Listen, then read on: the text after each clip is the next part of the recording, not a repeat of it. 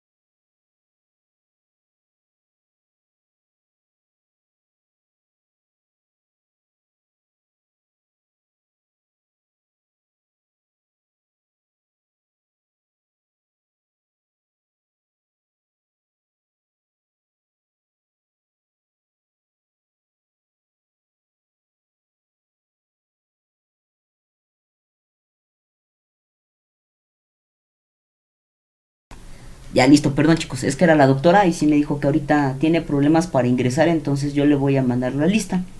Entonces sí, por favor, síganse anotando. Bueno, entonces, ¿qué le estaba diciendo? Ah, de la cuestión de las pruebas, entonces, ustedes van a ver que, bueno, viene esta que se llama BCG, si quieren váyanlo anotando. A esto, esta famosa BCG, es una prueba que ya está prácticamente en desuso. Solamente el doctor Valdivia en su laboratorio es el único que la sigue reportando y es velocidad de sedimentación globular, porque bueno, no lo anoté aquí, por eso les digo que lo anoten.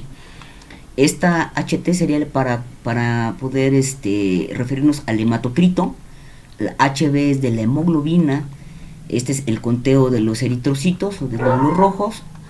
Vamos a ver unas cosas que se llaman los índices de Winthrop, que no, en realidad estas no son una prueba, son cálculos y ahorita lo vamos a revisar cómo se realizan. Dentro de esta parte también debe de incluir lo que es la revisión del frotis sanguíneo y el conteo de reticulocitos. Y ven que en la otra parte de la columna están básicamente las pruebas que nos pueden ayudar a complementar el análisis de estos eritrocitos. En este caso vamos a incluir a lo que sería el examen de médula ósea.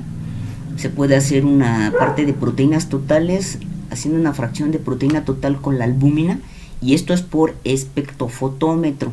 ¿Por qué les hago esta situación o este hincapié?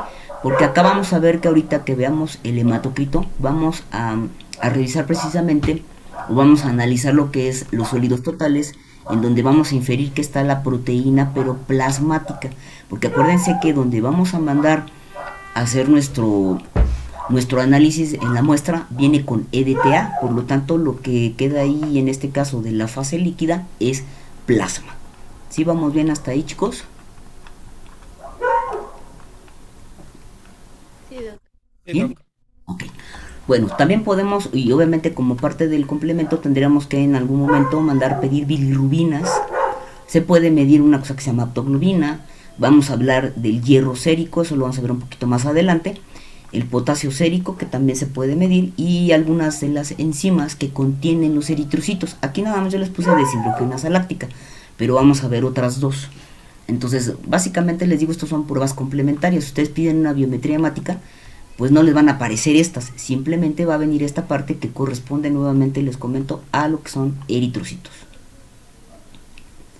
Y bueno, aquí una vez, para que no se me olvidara, pues anoten que tienen una tarea.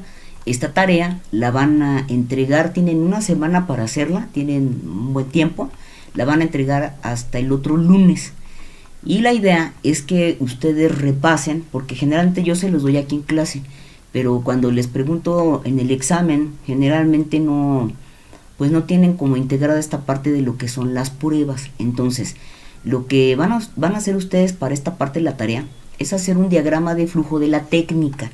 ¿Qué quiere decir? Van a tomar la primera prueba, vamos a poner la BCG. Bueno, en un diagrama de flujo no escriban todo, no quiero demasiada letra, lo que quiero es que ustedes vean, paso 1, como una receta de cocina, lo que tomo es mi tubo de BCG. Tomo un paso 2, tomo la muestra con una pipeta de sal y larga. Lleno el tubo, siguiente paso lo pongo en la rejilla, siguiente paso lo dejo una hora, siguiente paso la lectura. Y esto lo que les va a ayudar a ustedes es a poder ubicar qué es lo que hace, en este caso cuál es la metodología principalmente, pero aparte cuál es el fundamento de la prueba, para que les sea un poquito más sencillo después el interpretar la misma. No es algo muy complicado, no son tampoco muchas pruebas, sin embargo, de una vez para aprovechar les voy a pedir, y ahorita que les abra la tarea en el Classroom, que hagan el conteo de glóbulos blancos, es decir, de leucocitos, y el de plaquetas, para que ya tengan ahí los 3 conteos y puedan ver las diferencias. No sé si de esta parte de la tarea tengan duda.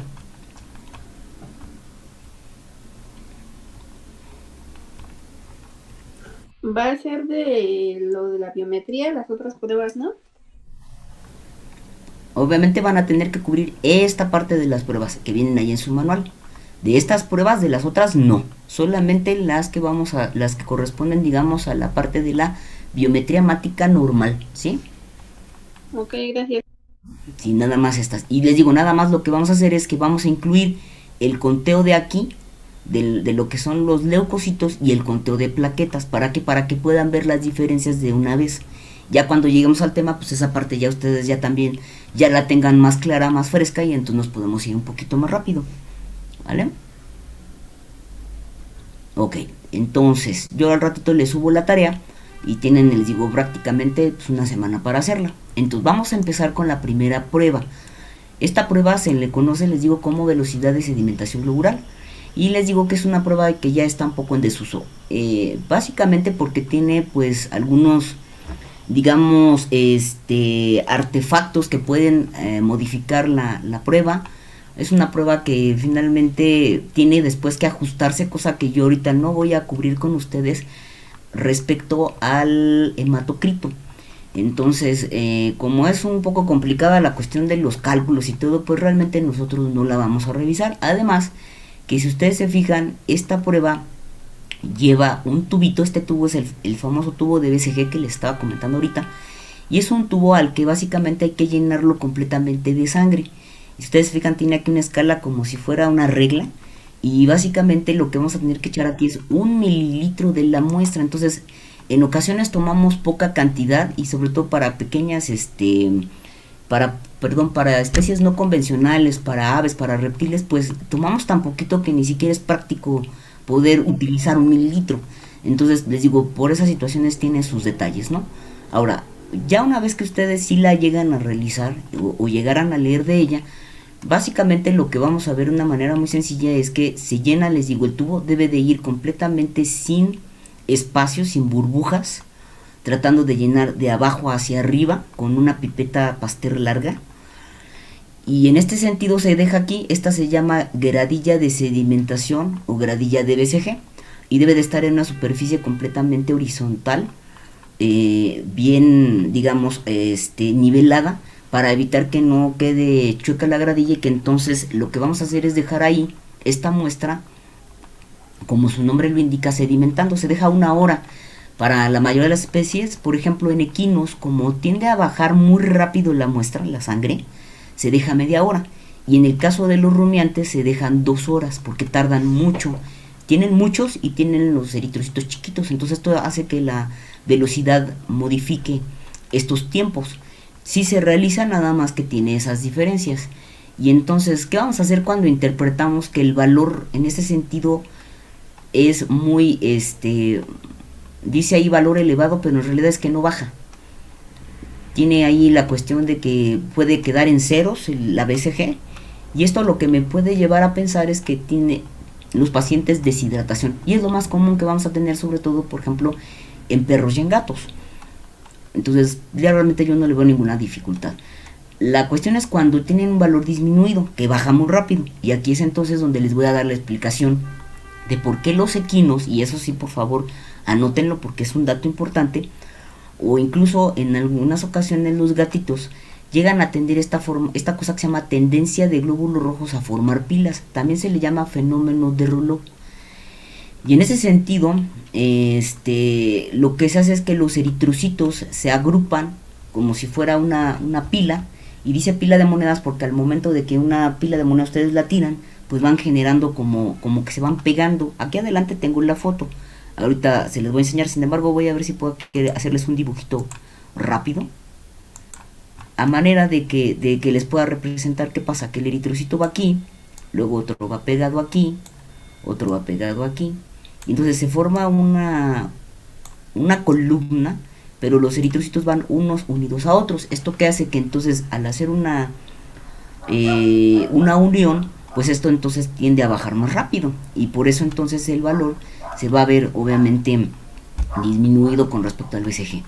También podemos tener alteraciones cuando tenemos, por ejemplo, proteínas, animales. Doctora, que ¿cómo dijo que se llamaba? ¿Verdad? Se llama, este fenómeno se llama tendencia a formar pilas o fenómeno de Rouleau. Se escribe en francés, es Rouleau,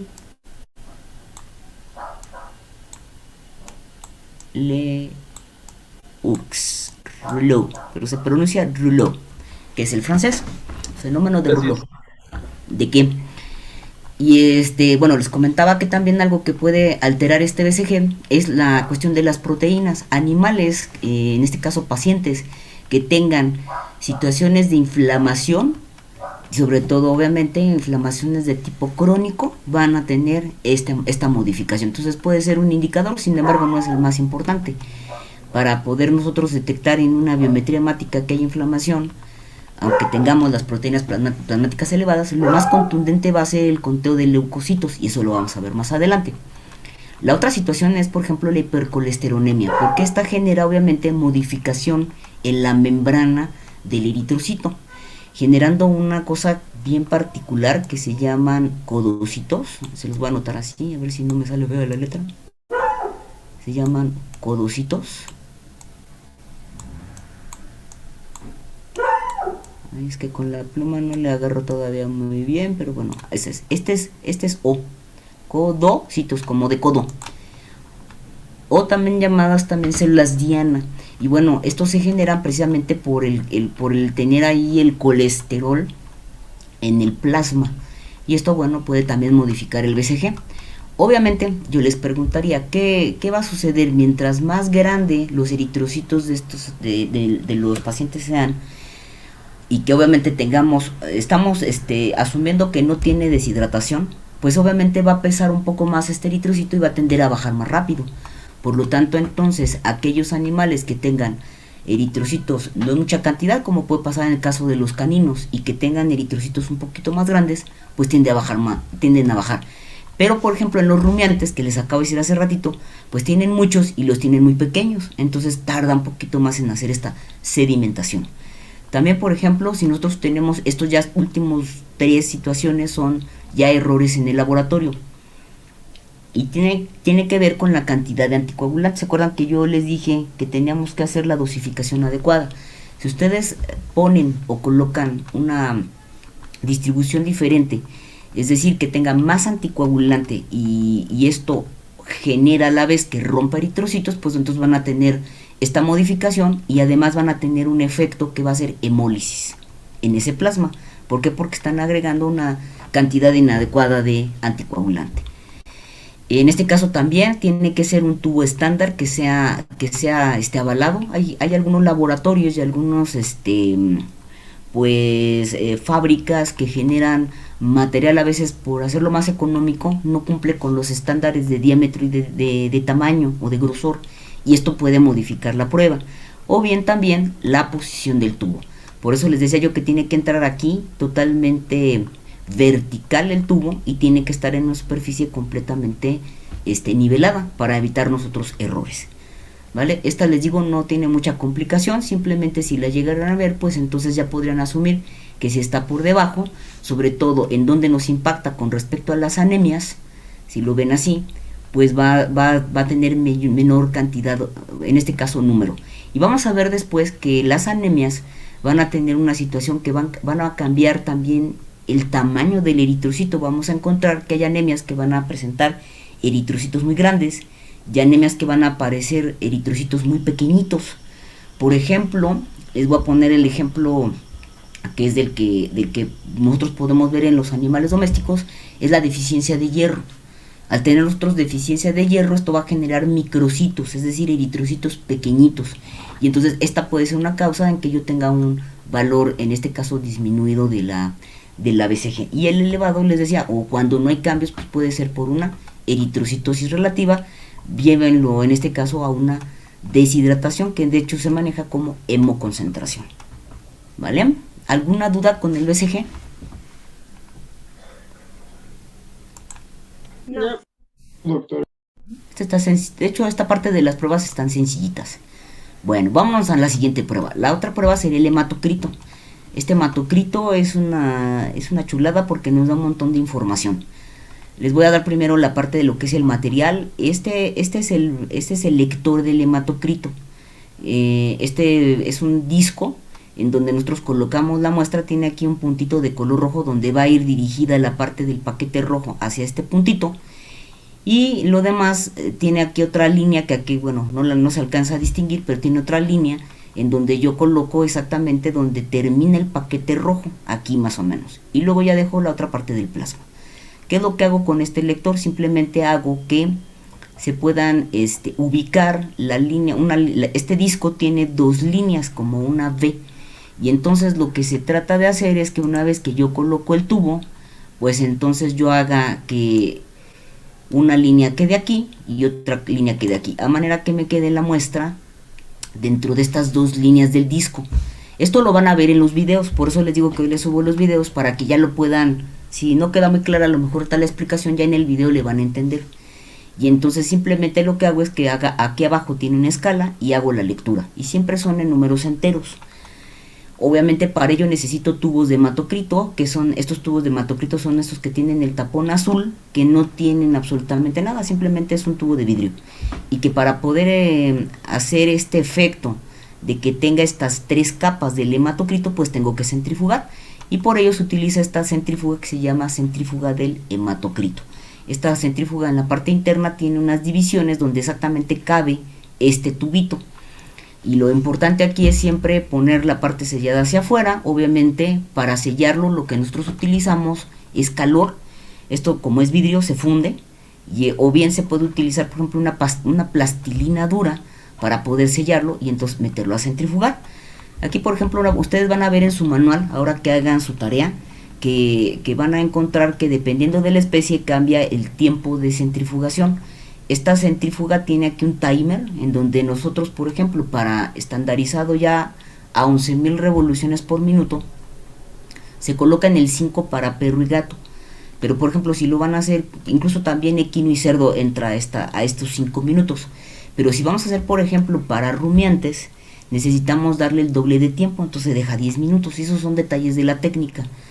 Aquí, bueno, pues ya no les voy a insistir tanto porque no van a hacer ustedes la práctica, cosa que antes sí les estaba marcando todo este tiempo las cuestiones de que tuvieran cuidado la técnica porque iban y lo hacían. Entonces, bueno, aquí pues van a tener que nada más revisar el video y pues se pueden dar una idea de cómo se realiza la técnica. Entonces, si nosotros revisamos y les pregunto cuáles son las partes del hematocrito en el examen, pues ya no deben de haber dudas, ¿no? Tendremos en este caso que sería el paquete rojo, la parte que queda aquí, que es una línea blanca, se llama la capa leucoplaquetaria, que también antes se le llamaba aquí capa flogística, es la misma, y después quedará el plasma. Y esas son las tres partes a las que corresponde el hematocrito. Por lo tanto, esto nos lleva a que podemos nosotros visualizar en este sentido si está normal o muy bajito, que esto sí se llega a ver, o que está muy alto el paquete de rojos. A lo mejor no tenemos la parte visual. Si ustedes comparan estos tres, les puedo decir que el normal es el de en medio. Si les estoy diciendo que este es el normal, este como está entonces, bajito, ¿no? Está por abajo de este que es el normal y este está un poquito arriba. Por lo cual entonces ya cuando uno va haciendo la medición y se sabe el valor, pues inmediatamente podemos asumir que a la baja esto se le interpreta como anemia y este como eritrocitosis. Pero también, y aquí lo tienen ustedes aquí abajo en el diagnóstico, en el valor que se le da a la interpretación del resultado, también podemos evaluar algo interesante. Por ejemplo, ver qué tan gruesa o qué tan delgada está esta capa que les digo que se llama leucoplaquetaria, porque están los leucocitos y las plaquetas, o la capa flogística. Y entonces hay ocasiones en las que esto nos da una alerta. Si casi no veo o es súper tenue, lo que tendría yo que entonces ir a revisar es cuando haga mi conteo de blancos, en este caso de leucocitos, que a lo mejor el paciente tenga una situación importante con una leucopenia, es decir, es la baja de leucocitos, o bien al revés, que tenga una leucocitosis importante y por eso vea muy gruesa la capa, o que incluso a lo mejor quienes estén aumentando esta capa sean las plaquetas. Por eso le digo que de una vez podemos revisar esto. Ahora, también podemos revisar lo que dice aquí de los colores del plasma, y entonces yo puedo ver que a lo mejor el plasma se vea muy amarillo. Obviamente aquí tenemos que tener cuidado con respecto a la especie, porque hay especies que van a tender a tener el plasma un poquito más amarillo. Por ejemplo, lo pueden ver en algunos equinos, en caninos, en algunos, porque tiene que ver incluso también con la dieta. Y esto sí puede repercutir. Sin embargo, cuando el animal ya tiene una situación de un índice ictérico, lo vamos a ver inmediatamente y esto lo tenemos que reportar. También podemos o nos pueden reportar que exista lipemia o bien la hemólisis. Y por ejemplo, se fijan en los tres tubos, este está, digamos que sí se ve un poquito rojo, pero bueno, vean el de arriba. Este tiene una hemólisis considerable, y en ese sentido a ustedes tanto el índice ictérico, la lipemia y la hemólisis se las van a reportar, como les digo yo, en la escala panteonera, que van a ser cruces, ¿sí? Entonces les pueden decir una cruz, dos cruces, tres cruces, en donde esto será leve, moderado y severo, o poco, moderado y abundante. Entonces, bajo esta situación, a este como la catalogarían, con respecto a este que sería el normal. Abundante. Ajá, entonces ¿cuántas cruces les debe de reportar el laboratorio? Sí. Pues hasta 3, ¿verdad? Entonces para que cuando vean el resultado sepan a qué se refiere. Ok, muy bien. Entonces yo les puse aquí adelantito unas fotos, vean. Este sería el que está aquí a la hora de tomar la foto, obviamente el flash aquí brilló, pero este sería el normal. Entonces, ¿qué tendría este tubo? Una cruz. ¿Una cruz de qué? Agua, ¿sí? ¿Sería lipemia o sería ictericia o sería hemólisis? Esa es mi pregunta. Ictericia. Ictericia, ¿verdad? Aquí a lo mejor yo no puedo poner cruces porque yo no tengo ahorita ni de qué especie es, ni tengo como como otro con que comparar. Pero yo les puedo decir que sí está muy amarillo, y a este yo le pondría 2 cruces de ictericia. Este, por ejemplo, si se fijan, no está rojo, pero tampoco está blanco. Vean, comparen con este y comparen con este. Este sí tendría hemólisis, este sí está rojo. ¿Y este qué tendría? Lipemia, ¿no? Es decir, que se ve blanquecino, lechoso, turbio. ¿Qué pasa con este de aquí, con el C? ¿Tiene una hemólisis con una cruz? Ajá. ¿Y qué más le podrían decir que tiene? ¿Por qué se ve, en vez de rojo, se ve como rosita, como naranjita? Lipemia también. Exacto, muy bien. Entonces, aguas, porque podemos tener combinaciones. Aquí traté de representárselos de la mejor manera en el que podemos tener, por ejemplo, hemólisis con lipemia, podemos tener ictericia con lipemia, o podemos tener ictericia y hemólisis. Y aquí, por ejemplo, no encontré la verdad ahorita uno para representarlos real, porque estos son tubos reales. Y si yo combino el amarillo con el rojo, ¿qué tenemos? Naranja. Naranja. Entonces lo que les van a reportar es que el plasma estaría naranja.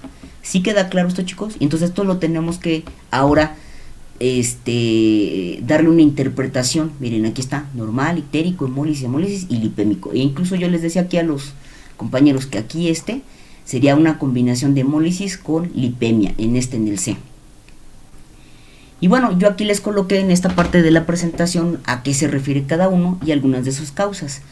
Por ejemplo, en este caso ya sabemos que la ictericia estará dada o precedida por la hiperbilirrubinemia, que quiere decir que tenemos exceso o un incremento de bilirrubina en el plasma. Normalmente aquí se fijan, la unidad es gramos sobre litro, lo cual esto ya es considerable para generar entonces este cambio al color. Y en este caso yo les comentaba, por ejemplo, si hay que evaluar si es herbívoro, porque si es herbívoro normalmente pues esto sí sería muy importante. Pero por ejemplo es común que en algunos equinos con anorexia, incluso que puede ser de un día, puedan empezar a desarrollar esta hiperbilirrubinemia. Ahora, ¿cuándo desarrollan estos animales en realidad esta hiperbilirrubinemia como causa la ictericia? Bueno, en situaciones de enfermedad hepática, situaciones donde esté aumentado ya sea una inflamación de esta situación del hígado con obstrucción del árbol biliar o de la vesícula biliar, o bien podemos tener la situación en la que haya una destrucción masiva de glóbulos rojos en el vaso sanguíneo, a lo cual acuérdense que esta es a la que le conocemos como hemólisis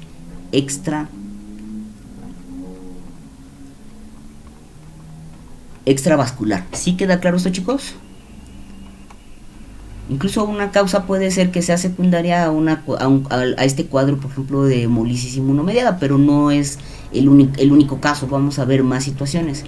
Entonces aquí es importante recordar que, bueno, tendremos que hacer siempre un diferencial cuando tengamos ictericia, de que el problema puede ser intrahepático, puede ser intrahepático o extrahepático, ya hablando básicamente de la vesícula biliar. Intrahepático todavía estaría parte del árbol biliar, o bien que no tenga que ver con el hígado, sino que la situación sea por destrucción de los glóbulos rojos, ¿vale? Y aquí, por ejemplo, tienen unos tubitos en donde yo les puse, ya no es el hematocrito, pero vean cómo se ven los diferentes grados de hemólisis, ¿no? Una cruz, 2 cruces, 3 cruces, ¿no? Y en ese sentido, aquí a la hemólisis nosotros tenemos que asumir que lo que se están rompiendo son glóbulos rojos. Obviamente, aquí ya tendríamos descartado que tuvimos una excelente toma de muestra, que manejamos bien el envío de la muestra y que no hicimos una sobredosificación LDTA. Entonces aquí ya estamos hablando básicamente que el cuadro sí es una alteración a nivel patológico, ¿vale? Ahora, aquí básicamente, por ejemplo, ¿cuál es o qué es lo importante tanto con respecto a esta que me regreso como respecto a la hemólisis? Pues que resulta que cuando tenemos estas dos situaciones nos van a alterar de manera artificial algunos analitos, es decir, los van a incrementar. ¿Por qué? Porque las pruebas las vamos a hacer mediante pruebas que se les llaman de espectrofotómetro, pero son pruebas colorimétricas. ¿Qué quiere decir esto? Que cuando yo someto el tubito ya a la técnica y que voy a hacer la medición de este analito en el espectrofotómetro, esto es directamente proporcional al color. Quiere decir que entonces mientras más color, más cantidad del analito. ¿Y qué pasa si yo tengo otro color encimado al color de la reacción? Pues que me va a dar más. ¿Sí queda claro esto, chicos? Voy a tener una sobrevaloración.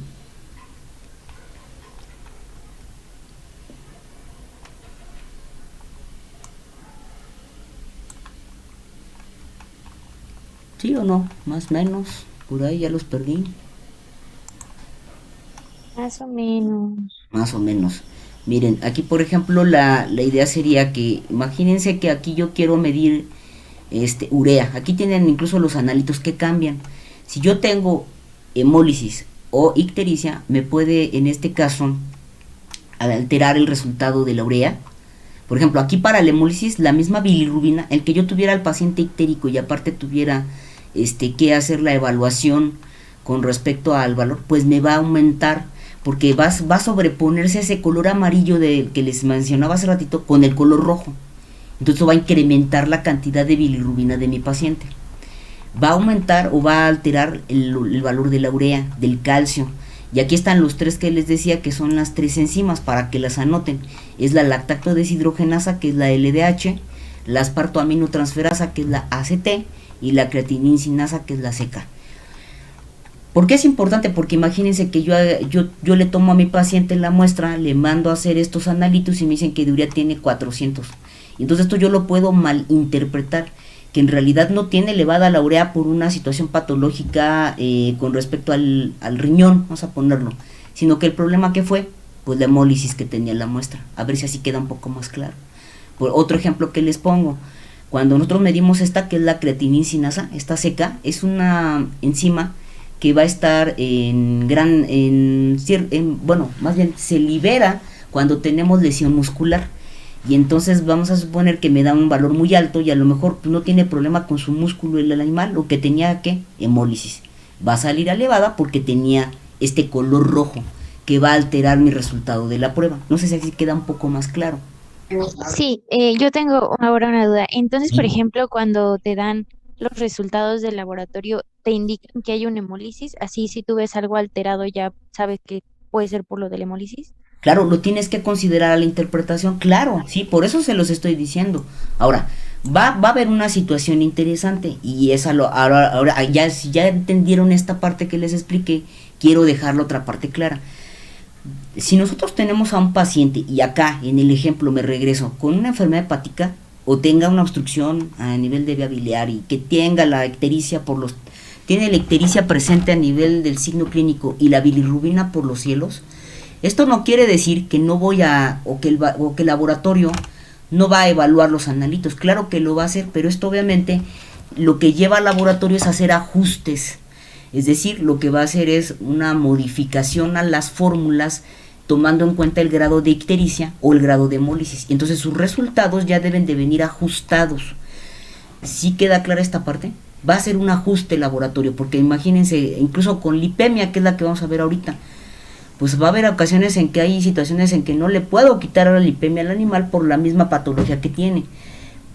Entonces yo mando a hacer mis pruebas de laboratorio, el laboratorio va a ajustar y nos va a dar ahí una leyenda que nos va a decir, los resultados están ajustados a la ictericia. Pero lo que sí tengo yo que considerar es esto que acabas de decir, que yo tengo que evaluar si verdaderamente tiene que ver con un mal manejo, con una situación que yo no consideré, o qué patologías me pueden dar estas alteraciones. Y que esto obviamente me puede incluso hacer ruido con algunos otros analitos. Claro que sí. Y miren, esta es la última, que sería la lipemia. Vean, este es un tubito no es que tenga leche o que tenga ahí yogur, no, esta es la lipemia. Y de hecho este es de un paciente que tenía una de estas tres situaciones. Fíjense, dice lipemia, es un término usado para denotar el aspecto blanquecino del suero o del plasma causado por concentraciones elevadas de ciertas lipoproteínas portadoras de triglicéridos. Entonces, esto que nos va a dar esta turbidez, esta lipemia, no es tanto el colesterol. Eso es una situación que a veces nos lleva a pensar que la grasa colesterol es la que va a estar presente a nivel del sueroplasma, y no. Quien hace esta turbidez son los triglicéridos, y que forman unas cosas que llaman kilomicrones, son como unas partículas chiquititas que incluso se pegan a veces a las mismas células. Y entonces, ¿esto por qué se puede presentar? Bueno, la cuestión más común es que no se dé el ayuno adecuado a la toma de la muestra. Si nosotros tenemos que el paciente acaba de comer y sobre todo incluso la comida es grasosa, pues todavía más lipemia, ¿verdad? Por lo tanto, aquí es súper importante el ayuno, que debe ser mínimo de 8 horas, lo recomendable es que sea de 12 para no tener interferencias. Y en ese sentido, acuérdense que hace ratito les acabo de platicar qué sucede si, por ejemplo, yo tengo por ejemplo, triglicérido a nivel del plasma. Va a modificar la membrana del eritrocito, por lo tanto va a generar alteraciones. Vamos a ver que también puede generar estos famosos codocitos que les acabo de platicar, y que el problema no sea que tenga los codocitos por una patología, sino que está precedida por la lipemia que tiene la muestra, porque ahí van a estar en contacto los eritrocitos con estos triglicéridos. ¿Sí queda claro por qué es importante tomar estas consideraciones, chicos? Claro. ¿Sí? Ahora, por ejemplo, algo que va a ser muy común, y ya lo espero que si lleguemos a esa parte del tema, que van a ser en las endocrinopatías. Situaciones ya sea de diabetes mellitus, hiperadrenocorticismo, hipoadrenocorticismo, aldosteronismo, vamos a tener problemas en el que generalmente vamos a tener esta situación de la lipemia. Y aquí en estos casos no solamente se combina el triglicérido, sino que también está asociado a que en los resultados vamos a tener aumento del colesterol, pero eso lo vamos a ver después. Pero es muy común esto. Y lo que les decía de este tubito es que este paciente tenía esto que está aquí, tenía una hiperlipidemia idiopática. Ay, perdón, aquí le puse doble A. Es idiopática. Y en ese sentido, esto era de un schnauzer. Hay razas, algunas razas de perros, sobre todo en este caso, por ejemplo, los schnauzer y algunos Scotch Terrier, que llegan a presentar este síndrome de hiperlipidemia idiopática. No sabe por qué. Y todo el tiempo tienen ahí, pues, este exceso, incluso tienden a generar por esta parte de ser, como les digo yo, los grasositos. Tienden a tener también colesteroles altos y tienden a tener también, por ejemplo, predisponer a que tengan lipomas. ¿Se acuerdan del lipoma, que es grasa, no? De lo que vimos de las neoplasias. Sí. Bueno, entonces estos pacientitos llegan a tener también esta situación. O por ejemplo, también lo llegan a veces a presentar algunos Golden Retriever o labradores. Y esto es porque finalmente son razas que tienden a ser o tienen tendencia a la obesidad. Y entonces esto también pueden llegar a desarrollar este síndrome, ¿vale? Bueno, ahora bien, seguimos en el hematocrito, vean que no hemos cambiado. Todo lo que les acabo de platicar es lo que podemos nosotros inferir a partir de su plasma. Y otra cosa que les voy a pedir, y esto ya para que lo vayan anotando y lo vamos a revisar en los casos clínicos, es que ustedes pueden de alguna manera saber la severidad de la anemia con respecto al puro hematocrito. Entonces fíjense, aquí yo les puse para perro y para gato, ahí para todas las especies, luego esas tablitas se las doy, en donde viene, por ejemplo, si yo tengo un hematocrito de 30 a 37, pues esto es leve, porque de hecho el valor de rango normal arranca en 37. Este es el valor de referencia, o el rango de referencia del perro, y si no mal recuerdo llega creo que a 55. Vamos a ponerlo aquí, ¿no? Entonces fíjense, aquí tiene 37 y agarra 30, pues esto es una anemia leve. Si estamos hablando de 20 a 29 sería moderada, de 13 a 19 sería severa, y muy severa en este caso por debajo de 13. Esto que les estoy dando son unidades litro, así que con cuidado, es L sobre L. Si en este caso la unidad no vendría en litro sobre litro, lo único que tienen que hacer es quitarle el 0 y el punto. Es decir, que en este caso sería... es que yo les puse aquí en este caso abajo la unidad convencional. Para la unidad internacional sería punto 37, porque se me olvidó el punto. Y aquí sería punto 55. Ahora sí, ya de arriba es el valor de la unidad de las unidades internacionales, y el de abajo sería el de las unidades convencionales o inglesas. Entonces simplemente les digo, le quitamos el 0 y el punto, y entonces ya tendríamos las unidades en uno y en otro. ¿Sí queda claro esta parte, chicos? Sí, doctora, ¿podría regresar la diapositiva anterior, por favor? No, es un momento. Claro que sí, ahí está. Gracias, listo. Ok. Entonces, fíjense cómo entonces desde la parte del hematocrito nosotros podemos utilizar esta parte. Aquí yo les puse este dato, ¿no? Que era con respecto a lo de quitarle el punto para la unidad convencional. Y van a decir, bueno, doctora, ¿y para qué a mí me va a servir entonces saber que si la tengo leve, moderada, severa? ¿Para qué creen que me sirva saberlo desde aquí? Este valor de la anemia, porque aquí está la severidad de la anemia, ¿Qué se les ocurre?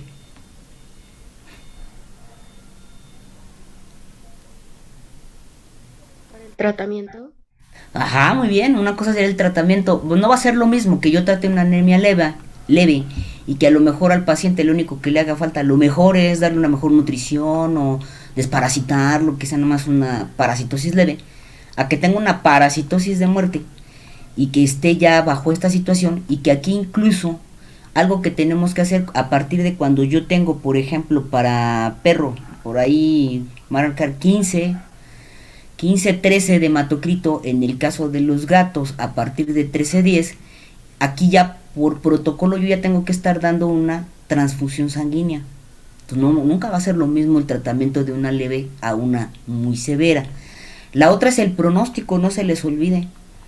Y entonces, sobre todo si esta situación permanece, acuérdense que con un solo resultado es complicado hacer este tipo de interpretaciones o de inferencias. Tengo que volver a repetir para saber si con lo que ya le hice al paciente va mejorando. Pero si esto persiste y persiste a la semana, pues esto entonces ya es un pronóstico muy malo, y en este caso obviamente si no existe sería un grave funcional, porque lo que me está diciendo es que esta anemia ya no tiene respuesta y por lo tanto la médula ósea ya no está obviamente siendo funcional.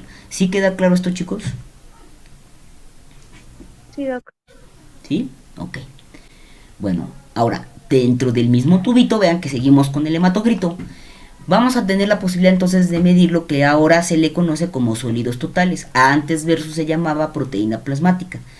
Y entonces lo que tenemos que hacer básicamente es romper el capilar. Se ponen aquí los deditos, se le da un poquito de fuerza, y este liquidito que es el plasma se pone en este aparatito que se llama refractómetro de Goldberg. Se baja por capilaridad y lo vamos a ver a la luz. Y en este caso, en esta parte donde este aparato genera una refracción contra un prisma que tiene aquí el aparato abajo, vamos a hacer la lectura. Hay refractómetros muy económicos en donde solamente lo que traen precisamente es densidad. Y estos refractómetros los utilizan incluso para la cocina. Con ello miden la densidad de la miel, de los vinos, algunas situaciones, por ejemplo, para generar las salsas. Pero nosotros necesitamos uno que sea un poquito más sofisticado, que no nomás traiga densidad, que se podría también ahí, por ejemplo, tomar la densidad de los líquidos, ¿se acuerdan? Es una prueba que ya vimos. Aquí también se hace la densidad de los líquidos. O podemos también medir la densidad urinaria. Y en este sentido necesitamos, les digo, uno más sofisticado en el sentido de que traiga la escala de proteína. Y obviamente estos son un poquito más caros, pero la verdad son muy útiles porque nos van a poder determinar cuánta proteína tiene mi paciente. Y acuérdense que esto, pasándolo ahora a lo que ya vimos de líquidos, pues nos puede ayudar. Si nosotros tenemos unas proteínas muy bajitas en este sentido, tenemos una hipoproteinemia, podemos asumir que sea por hipoalbuminemia. Y esto ya nos puede incluso estar ayudando a saber si el paciente o no está por eso teniendo, por ejemplo, la citis, ¿no? Que lo estuvimos viendo para líquidos. Y esto puede ser útil. Sin embargo, para este término necesitamos tener obviamente la cantidad de la proteína. Y entonces esta situación del tubito nos hace pensar que entonces a considerar ahora es que ya no se le llame como tal nada más proteína plasmática, porque sí, efectivamente en este plasma el más abundante va a ser la albúmina. Sin embargo, como viene completo, resulta que sí puede haber modificaciones o cantidades a lo que es sodio, glucosa y urea. Por eso se le considera como sólido total. Sin embargo, por favor tengan en cuenta que al ser esta parte del sólido total, la fracción más importante es la albúmina, pues lo vamos a inferir como baja o alta de la albúmina para este valor. ¿Sí queda claro? Ya más adelante vamos a revisar que, por ejemplo, en algún momento, con otros casos, ya cuando veamos, por ejemplo, equilibrio ácido-base, o cuando veamos la bioquímica, sí vamos a ir y recurrir a este valor y vemos que a lo mejor este dato podría estar modificado por ejemplo, por un exceso de urea. Es decir, que no tenga que ver que mi densidad urinaria se esté modificando solamente por la proteína, sino que a lo mejor se esté modificando por el sodio, la glucosa o la urea. Pero eso lo vamos a ver después. Aquí lo importante es que retomen que están constituidos por todo esto. Sin embargo, la fracción más importante es la albúmina. Y así es como la vamos a tomar ahorita para interpretar esta parte del hemograma. Entonces, fíjense, yo les hice, a esta le llamo yo la tabla maldita, porque se las pregunto en el examen. No les pregunto todo, pero cuando menos que sí sepan. Por ejemplo, si yo tengo Y fíjense, tengo el dato aquí arriba de las proteínas. Está si la proteína está elevada, si la proteína está normal o la proteína está reducida. Y hablo de esta proteína versus en el plasma. O cómo está el hematocrito, si el hematocrito está elevado, normal o reducido. Y los cruzo. Y entonces me dan datos importantes, me orientan hacia qué puede tener el animal. Obviamente siempre, y les hago también esta aclaración, revisando con respecto o confrontando con las otras pruebas. Esto me ayuda, es importante, pero siempre tengo que corroborar con las otras pruebas. Y por ejemplo, fíjense, yo tengo hematocrito elevado, proteínas elevadas. Esto es lo más común que van a ver estos animales. Deshidratación, es decir, por hemoconcentración. La situación contraria, en donde yo tengo el hematocrito reducido y las proteínas reducidas, llámese en este caso la albúmina, vamos a ver que esto es muy común cuando tenemos una hemorragia activa, una hemorragia abundante, reciente, o bien la otra situación es que a lo mejor al animal se le esté dando una terapia de fluidos y entonces esté sobrehidratado. ¿Y qué sucede? Que entonces diluye a los analitos, sobre todo a la proteína, y obviamente diluye la cantidad de eritrocitos, porque el hematocrito no es otra cosa que el porcentaje de eritrocitos en un volumen dado. Vean que es un paquetito, entonces ahí tiene que ver el número de los eritrocitos. Ahora bien, ¿qué otra cosa podemos llegar a tener importante? Por ejemplo, el que yo tenga el hematocrito reducido, pero las proteínas estén elevadas. Bueno, pues ahí fíjense que puede darse en anemias, por ejemplo, de enfermedades crónicas. Hablando de estas anemias de enfermedades crónicas, podríamos ahí poner en la lista a todos los que tienen cáncer, a los que tienen insuficiencias renales hepáticas, a los que tienen problemas inmunomediados, a los que tienen síndromes. Ahí entran todas estas. Y por ejemplo, dentro de ellos, uno muy común que llega a ser una elevación importante con las proteínas sería el mieloma múltiple, o cualquiera de las enfermedades que se catalogan como mieloproliferativas. Estas enfermedades mieloproliferativas, acuerden que son ya alteraciones de las divisiones o de la reproducción de las células en sangre, es en médula ósea, ¿vale? Entonces también podemos llegar a tener estas alteraciones. Por ejemplo, el que yo tenga el hematocrito reducido, pero tenga las proteínas normales.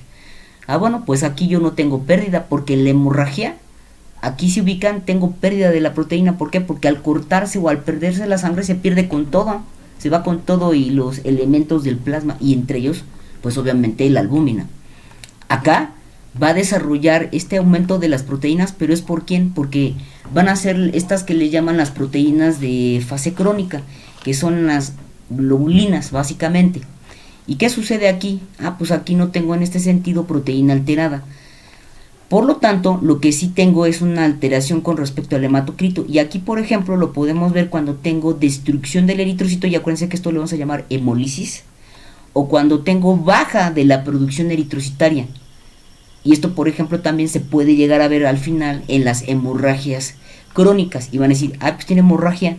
Sí, nada más que al ser crónica, el paciente va ajustando. Por lo tanto, yo no voy a ver la pérdida aquí tan sensible de proteína con respecto a la crónica.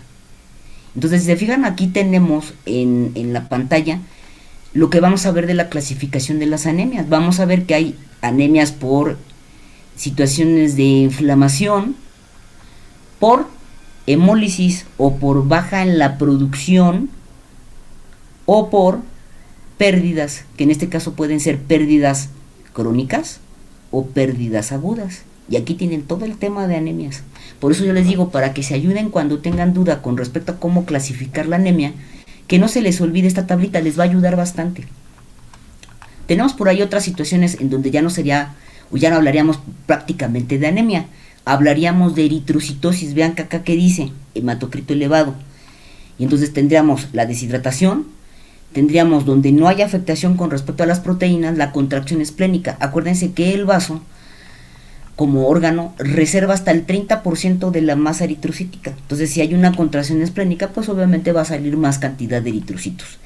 También vamos a ver que las eritrocitosis se clasifican en primarias o secundarias. Aquí también entran aquí.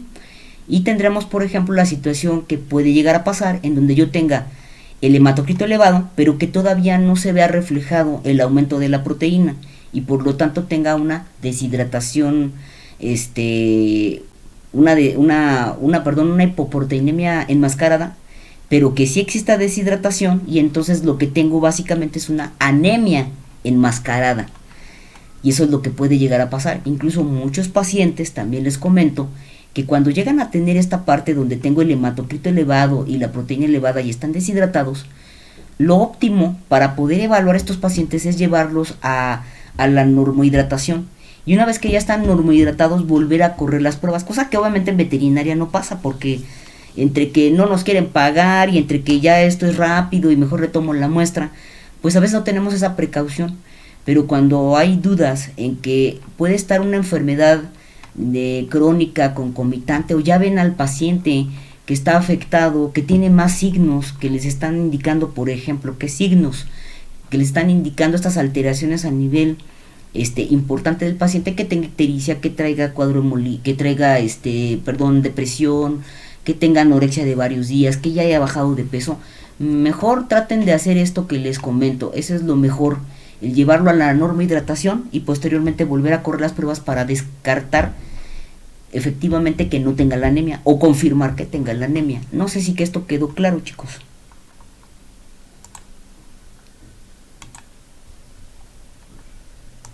Sí, doctora. Sí, doctora. ¿Sí? Ok. Sí, doctora. Bueno, y ya la última, que sería en esta que tengo el hematocrito elevado, pero que tengo la proteína reducida, como alteración con respecto a eritrocitosis. Hay que contemplar dos cuadros. Uno es que por ahí tenga la esplenocontracción y que esto me esté elevando el volumen, pero además que tenga fuga proteica. Y esta fuga proteica yo la puse aquí abajito, ya como desmenuzándola, en el sentido de a qué le llamo fuga proteica, que por dónde se me pueden estar perdiendo las proteínas. Bueno, acuérdense que puede haber una fuga gastrointestinal, y ahí hay una serie de patologías bien interesantes donde tenemos, por ejemplo, estas que les llaman por pérdida, se les llaman incluso gastroenteropatías por pérdida de proteína, en donde el paciente puede tener, bueno, tienen varias cosas, entre ellas, por ejemplo, alteraciones a nivel de las vellosidades del intestino, entonces no pueden absorber, entonces la proteína se pierde. Por eso es que es una fuga, no se puede absorber, hay problemas de absorción, o puede haber un problema de que le llaman es de asimilación, una es de absorción, perdón, y la otra es de a nivel de páncreas, que no se puedan fraccionar estas proteínas, y entonces sea de digestión. Y esas pueden ser las dos causas. La otra es que también, por ejemplo, se puede perder por la orina. Y entonces si yo tengo una pérdida importante de proteína, llámese proteína albúmina, por la orina, esto generará una proteinuria. O bien también podemos tener la fuga a nivel de lo que hablábamos de los líquidos. Si yo tengo un exudado, acuérdense que el exudado tenía grandes cantidades de proteína, entonces ahí también puedo tener los exudados pérdida importante. O bien que en su momento de plano la situación sea reducida, no por pérdida, sino porque tenga problemas en la síntesis de la albúmina. Y esto correspondería básicamente al hígado. ¿Sí queda claro esto, chicos? Sí, doctora. ¿Alguna pausa? ¿Sí? Ok. Bueno, esta es la que siempre tienen bien en el examen, que les pregunto, normal, pues contestan normal, que bueno, pero se tienen que aprender las otras. Y ya la última de la tablita es esta, en donde yo tengo la proteína elevada, pero el hematocrito normal. Y aquí básicamente puede ser que es muy raro, muy raro en el que tengamos aumento de síntesis, pero básicamente como de hemoglobina, y lo que nos va a reflejar es un aumento sí a la proteína plasmática, pero es dada, les digo, por situaciones de una sobresíntesis de hemoglobina, cosa rarísima. Básicamente estos pacientes en donde yo tengo el hematocrito normal y la proteína elevada, también lo podemos asumir a anemia enmascarada por deshidratación. Entonces, tanto en este cuadro como en este cuadro, siempre hay que revisar que el paciente no tenga realmente anemia y quitar esta parte del ruido que nos puede hacer la deshidratación por hemoconcentración, ¿vale? ¿Dudas de la tablita? Hablen ahora, callen para siempre. Vayan estudiando. No, está fácil, nada más vean qué fracción está midiendo. Y yo les voy a dar ahí el tip, sáquenle una foto con su celular o hagan su cartoncito como si fuera una, en una, ¿cómo le llaman? Una ficha bibliográfica, perdón, y ténganla ahí presente para que cuando estemos hablando de los casos y todo, rápido vayan y revisen esto y se la van a ir aprendiendo, ni siquiera la van a tener que utilizar ya para el examen, ¿vale? Entonces espero que lo hagan. Bueno, entonces ya vieron todo lo que revisamos con respecto al hematocrito. Todo esto, lo repaso, es o corresponde a lo que lo que vamos a evaluar, perdón, con respecto al hematocrito. No hay dudas del Pero hematocrito. las diapositivas de ictericia y hemólisis, ¿me las podría poner rápido? Sí, a ver, sería esta. Espérame, voy. ¿Esta? Ajá, y la otra. Y la que sigue, esta. Sí, perfecto. Sí, Muchísimas ahora gracias. sí. Órale. Y esta es la última, que era la de la lipemia, para que no se pierdan. Ok, muy bien. Entonces, acuérdense que cuando yo les pregunté, a ver, clasifíquenme la anemia. Lo primero es que, bueno, detecten que es anemia. Y que en este caso anemia ya quedamos que era cualquiera de las tres fracciones, ya sea número de glóbulos rojos o eritrocitos, la baja del hematocrito y la baja de la hemoglobina. Cualquiera de los tres que esté abajo, esto es anemia. Y es lo que primero tenemos que detectar en el resultado. O que, bueno, no tiene anemia. Ahora, si tiene anemia, lo siguiente que siempre les voy a pedir es que me digan la severidad. Por eso es que tienen que repasar esto. ¿Sí queda claro? O tenerlo ahí también presente, hagan una tablita. Porque al final también esto sí se los pregunto en el examen. Entonces, para que lo tengan bien contemplado. Ok, entonces vamos a la siguiente prueba. La siguiente prueba sería la hemoglobina. Y vean que aquí yo les puse un error, igual también en el hematocrito decía más menos 1%. Aquí la hemoglobina dice más menos 5%. ¿Esto qué quiere decir? Que cuando nosotros hacemos un hematocrito, el error es muy bajito, de 1%.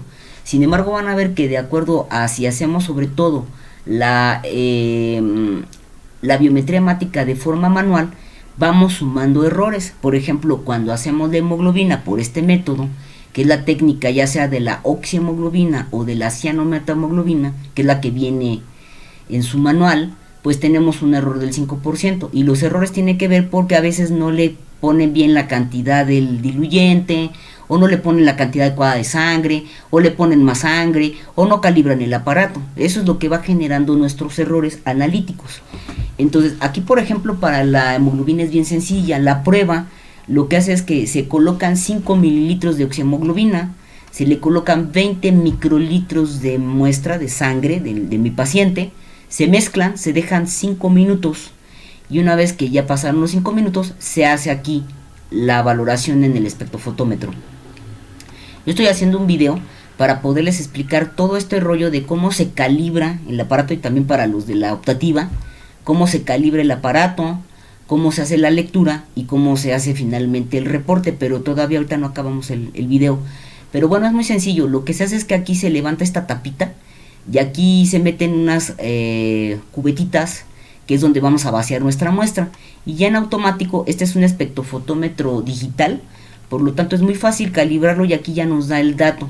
Por ejemplo, ustedes van a ver que en esta técnica en su manual dice que ya una vez que obtienen aquí, en este caso, su medición, la tienen que multiplicar por un factor que es 26.3, y entonces ya ahí es donde nos da el valor en gramos sobre decilitro, o lo podemos transferir a gramos sobre litro, ¿sí? Y en este caso la interpretación es la misma. Si está por abajo la hemoglobina tendremos anemia, si está por arriba vamos a sospechar que tenemos hemólisis, pero que también puede estar asociado a eritrocitosis. Y estas son las cubetitas que les digo. Estas son lo que entra al aparatito. Y aquí se fijan, tenemos, este es un blanco de la muestra, que en este caso es el puro reactivo solito. Y aquí tenemos dos muestras. Aquí dice estándar, pero no, esta es la muestra como tal. Y esta muestra estándar que le llaman aquí es como cuando nos entregan a nosotros los kits para poder hacer esto en el laboratorio, nos dan como que es un testigo. Y entonces el testigo debe de estar dentro de los valores de referencia. Este es para perro. Entonces, fijan la diferencia con respecto a este paciente. Este tiene bastante más cantidad de hemoglobina. Y como les digo, como son pruebas colorimétricas, esto va a tener una situación que es indirectamente proporcional al valor. A más color, pues mayor cantidad del analito. Y esa no tiene ningún problema. Bueno, espero que no se les olvide lo del hemólisis, porque luego se les olvida. Y bueno, la siguiente prueba, conteo de glóbulos rojos. Y aquí es donde tenemos nosotros mayor margen de error. ¿Por qué? Porque para hacer la técnica nosotros tenemos que tener esta pipeta que está aquí, que se llama pipeta de toma de rojos. Ahorita se las voy a poner más grandecito. Tenemos que tener una manguerita y vamos a tener que llenar esta pipeta. Y aquí es donde viene el primer problema técnico. Hay que aspirar hasta la marca de 0.5 de muestra y hasta la marca aquí en este caso de 101 para la cantidad de diluyente, y el diluyente es este que está medio borroso, pero es el Hayem. Eso lo van a ver ustedes en su técnica, por eso me van a ayudar repasando esta parte. Y entonces se mezcla, y una vez que se mezcla se tiene que pasar aquí a la cámara. Esta cámara se llama cámara de Neubauer. Y si se fijan aquí en el equipo que les estoy enseñando, bueno, tenemos que tener el microscopio. El diluyente este es el de Hayem, que es para rojos. El de Turk, que es para blancos. Tenemos que tener el contador de 2 teclas, que es el que vamos a utilizar para contar blancos o rojos. Y tenemos este que es el de 5 teclas para el diferencial, pero este ahorita no vamos a ocupar. Y acá atrás, si se fijan, hay una cajita que tiene una tapa blanca. Bueno, aquí adentro de esta cajita es donde está todo esto que les acabo de poner en la foto. Y a esto se le llama hemocitómetro. Ahorita, más o menos, un hemocitómetro no es muy barato. Sobre todo porque dependerá de la calidad de la cámara. Si la cámara está rayada, porque imagínense que todo esto que están viendo aquí de la cuadrícula está plasmado aquí en 1 milímetro por 1 milímetro por 1 milímetro. Es micrométrica la situación y además las líneas que tienen que tener. Por lo tanto, las cámaras de mejor calidad tienen que estar rayadas con láser. Y por lo tanto esto incrementa el costo. Entonces ahorita un hemocitómetro actualmente de buena calidad con respecto a la cámara debe de salir arriba de 8,500 pesos. Entonces aquí el detalle es que hay que llenar la camarita y aparte lleva un cubre especial, es un cubre más gruesecito. Entonces esto genera que al llenado, al tirar las primeras gotas, al llenar aquí pues tengamos errores. Y luego aparte nuestro ojo, si nosotros no tenemos experiencia haciendo el conteo, podemos cometer errores al momento de hacer el conteo. Aquí yo la verdad no me voy a meter en la parte técnica de cómo tienen que hacer, que sí cuentan, que no cuentan. Esto ustedes ya lo harán en su diagrama de flujo. Si queda alguna duda lo revisamos, pero yo creo que con el manual lo pueden cubrir bastante bien, porque si no voy a acabar. Entonces lo único que quiero que visualicen es que la cámara cuántos cuadrantes tiene. Y no hablo de cuadritos, hablo de cuadrantes. Y el cuadrante son estos como segmentos más grandes. Tiene 1. De hecho, vamos a contarlo de acá. Este sería el 1. Este sería el 2. Ahí no se marcó este. Este sería el 3. Este sería el 4. ¿Están viendo cómo van los cuadrantes? 5, 6, 7, 8. Y este sería el 9. Entonces en mi cuadrante 5, que es este, es donde voy a contar los glóbulos rojos. Pero no se cuentan todos los cuadritos, se van a contar a su vez nada más de este. Se va a contar los extremos y el central. Este cuadrito R a su vez tiene 25 cuadritos. Y es lo que van a ver ustedes ahorita en el manual. Ahorita se los voy a poner un poquito más grande. Entonces queda claro que tengo que hacer una dilución, pasarlo a la cámara. Obviamente se tiene que tirar las gotas, se deja aquí llenar, se sedimenta y se cuenta al microscopio. ¿Hasta ahí vamos bien? Sí, doctor. Vean las unidades, por favor, importante, no se les olvide. Estamos hablando de convencionales, será por 10 a la 6 sobre microlitro. Estamos hablando de las internacionales, será por 10 a la 12 sobre litro. Miren, aquí está ya más grande la parte de la pipeta. Vean que tiene la marca de 0.5, que es hasta donde lleno en este caso de sangre, y hasta la marca de 101 para el diluyente. Pero si se fijan, en este caso, podemos nosotros incluso hacer diluciones todavía no al 0.5, sino hacer una dilución al punto 4, punto 3, punto 2, esta ya no. ¿Y esto para qué me sirve? Pues cuando trabajo, por ejemplo, con muestras muy pequeñas, utilizo diferentes diluciones. Digo, pero esto ya es un poquito más de la parte técnica, pero esto es importante porque me ayuda a que si yo no tuviera la cantidad adecuada, pues esto también manualmente lo puedo ajustar. Aquí lo importante es que cuando llenan esto no debe de quedar burbujas y debe de quedar perfectamente llena a las líneas. Digo, y ahí es donde tenemos errores. Y esta dilución es 1 en 200. Aquí está el aparatito, estos son los agitadores. Este es el agitador de pipetas, de toma, así se llama el aparato. Y simplemente tiene un dispositivo donde pueden enganchar las pipetas y entonces ya esto ya gira, lo dejan ahí girando y luego ya pues se llena la cámara. Entonces aquí es lo que les explicaba del cubre, que el cubre es un cubre especial, es un cubre un poquito más grueso, tiene un peso específico para apoyarse en esta parte de los topes y poder generar entonces el espacio adecuado de 1 milímetro, de 0.1 de milímetro cúbico, para que entonces podamos realizar nosotros nuestro conteo. Y obviamente esto hace que solamente debo de llenar el puro cuadrito donde está la parte de las marcas. No debo de llenar ni los bordes ni tampoco en medio entre las dos escalas. Eso no se debe de llenar. ¿Vale? Entonces ya me llena ahí punto 1. Entonces ahora si lo vemos ya más grande, vean aquí cuánto va a ser nuestro error al momento de contar. Y si ustedes se fijan aquí, dentro de cada cuadrito tenemos 1, 2, 3, 4, 5. Bueno, aquí quedó medio chiquito por la foto, pero son 5 por 5 son 25. Entonces cuento los 25 de aquí, los 25 de aquí, los 25 de aquí, los 25 de aquí y los 25 de aquí. Y entonces a todo esto que les acabo de mencionar, tenemos hasta un 25% de error en los conteos. Lo cual esto puede ser muy delicado, porque entonces el valor con respecto a mi conteo puede ser algo que me lleve a no detectar la anemia o finalmente a que no tenga yo el conteo adecuado y no a lo mejor diagnostico una eritrocitosis. Por eso sí debe de tener cierta experiencia la gente del laboratorio, hacerlo varias veces. Y bueno, la ventaja ahorita es que ya casi ningún laboratorio, a menos que se vaya a la luz, lo podrá hacer así, y eso bajo un microscopio que les dé una luz externa, porque básicamente todo esto ahora se hace por aparatos que son automatizados. Eso vamos a hablar ya el día de mañana, pero esto obviamente el error que llega a cometer un automatizado puede ser del 2 al 3%, ya es mucho menos con respecto a si yo hago la cuenta manual. ¿Sí queda claro esto, chicos?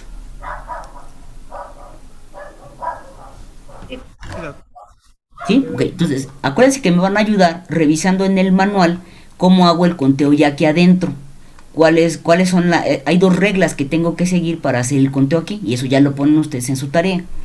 Ahora, al final lo que yo puedo hacer entonces es, para poder, como ya voy a hacer la cuenta y ustedes lo van a reportar, lo que hace el laboratorio es que el conteo de los 5 cuadrantes se multiplica por 1000, y esto siempre y cuando nos vayamos a unidades convencionales, que serían células, porque aquí me van a dar todos los ceros a partir de los cuadrantes, sobre milímetro cúbico. Pero si en este caso el equipo lo que hace es que multiplica por 10 por milímetro cúbico, por que les acabo de explicar, que es el volumen dado de lo que deja la camarita, por el conteo que yo, por la cantidad de eritrocitos que conté, por 200 por 5, esto es porque es la dilución y esto es porque son 5 cuadrantes. Y al final les va a aparecer el mismo resultado. Aquí nada más les digo, importante las unidades, que en este caso aquí tendrían que ser unidad internacional, sería por 10 a la 12 sobre litro, o en la otra sería, si yo coloco por volumen, sería por 10 a la 6 sobre decilitro. Y aquí acuérdense, este manual tiene hasta el 25% de error. Yo le puse ahí 20, pero es 25. ¿Vale? ¿Dudas del conteo total de eritrocitos? ¿No? Bueno, entonces acuérdense nuevamente que cómo interpreto cualquiera de las tres que estén bajas. Oiga, doctora, pero que nada más tiene el hematocrito, no importa, está abajo. Que nada más tiene abajo la hemoglobina, pues no importa, cualquiera de los tres, o dos, o los tres que estén por debajo, a esto le vamos a interpretar como anemia. y en el caso contrario como eritrocitosis, versus nada más que a veces si la hemoglobina está muy elevada, podemos también asumir que tenga hemólisis. Anótenlo por favor, que eso ya no lo puse aquí. Y nada más tengan cuidado con las unidades, ya sea que sean internacionales o convencionales, porque aquí podría variar. Nosotros vamos a trabajar casi todos los casos, ya la mayoría, bajo hay unos poquitos que tengo, los vamos a trabajar con estas que son las unidades internacionales, ¿vale? Bueno, ahora llegamos al punto de que les voy a platicar de los índices de Windrow. Y estos índices son como indicadores en donde lo que me van a ayudar es a saber el tamaño, la cantidad de hemoglobina, ya sea de un eritrocito o de en este caso de toda la muestra. Estos no son pruebas, son cálculos. Y entonces les voy a pedir que ahora hagan su siguiente tablita y entonces tengan muy en cuenta cómo hago los cálculos. Para vía del taller yo les hago sí calcular un poquito, que hagan esto, pero ya para vías después de lo que son los talleres que entregan, ya asumo que ya saben de dónde salen y entonces ya no se los voy a estar preguntando. A lo mejor por ahí en el examen sí se me ocurre preguntarles, oigan, a ver cómo sacaban el BSM o el BGM. Por ahí también les hago, es que aquí yo le puse la nomenclatura nueva, pero también la pueden encontrar como BGM. ¿Qué quiere decir esto? Que esta C está sustituyendo a que es corpuscular, que ahora le cambiaron a ese término, y el G era de globular. A eso se refiere, esto es globular. Ay, se me fue fea la U. Es que tengo acá muy lejos el mouse. Globular. Y este se refiere a corpuscular. Entonces fíjense, este BCM es el tamaño promedio. Por lo tanto, yo puedo tener tres posibles resultados. Que esté bajito el valor, que esté normal o que esté... Perdón, que esté alto, que esté normal o que esté bajo. ¿Con respecto a qué? Pues al tamaño que tenga la especie. Acuérdense que siempre vamos a comparar contra un valor de referencia. Por lo tanto, entonces yo puedo asumir que tenga macrocitos, normocitos o microcitos. Y hablo del eritrocito. Ahora, con respecto a la hemoglobina, resulta que aquí, para fines prácticos, ya este valor no se utiliza. ¿Por qué? Porque en realidad el valor o el rango de error es un poco más alto a que si yo utilizo, fíjense, si yo les decía que aquí teníamos más o menos por ahí el 25% del error, ¿cuánto tenía el del hematocrito? 25, vamos a ver. Este es el del conteo de glóbulos rojos. ¿Y el del hematocrito cuánto tenía? No, el hematocrito no. Tenía uno, ¿no? Exacto. Entonces, ¿cuál va a ser más exacto para mi interpretación? ¿Este valor o este valor? Hematocrito, el de abajo. Pues este, ¿verdad? El de abajo. Entonces les digo, si lo tomo, si lo veo, que concuerden, que sean afines el resultado. Pero en realidad el valor que voy a tomar para poder interpretar mis resultados va a ser este y va a ser este. Ahora, ¿para qué me sirven estos índices de Windrow? Y pónganlo por favor, me sirven para clasificar la anemia morfológicamente. Me sirven para clasificar la anemia morfológicamente. ¿Por qué morfológicamente? Porque me van a decir en qué tamaño está el eritrocito y de qué cantidad de hemoglobina cuenta. ¿Vale? Entonces vamos a poder tener combinaciones. Por ejemplo, yo puedo tener una anemia macrocítica, ¿qué? Normocrómica, ¿ya se fijaron? O puedo tener una normocítica normocrómica o una macrocítica hipocrómica. Y entonces de aquí se despliegan estas combinaciones de los tipos de anemia, que sí tienen que ver con la etiología y que también la vamos a asumir con la cuestión de la respuesta de la médula ósea. Ahora bien, algo importante es que se fijan, tanto en este valor como en este valor no hay hipercromia, es decir, no está el valor alto. Entonces, ¿qué hago? Si el valor me sale por arriba del valor de referencia, lo voy a dejar como...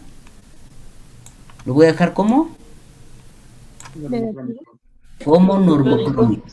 Como normocrómico o como normocrómica. Porque todavía no avalan. Vamos, es que sí debería de ser, pero todavía no lo acepta la sociedad de patólogos, el que se maneje como hipercrómico. dicen y la explicación que dan es que un eritrocito no puede tener más hemoglobina de la que puede contener.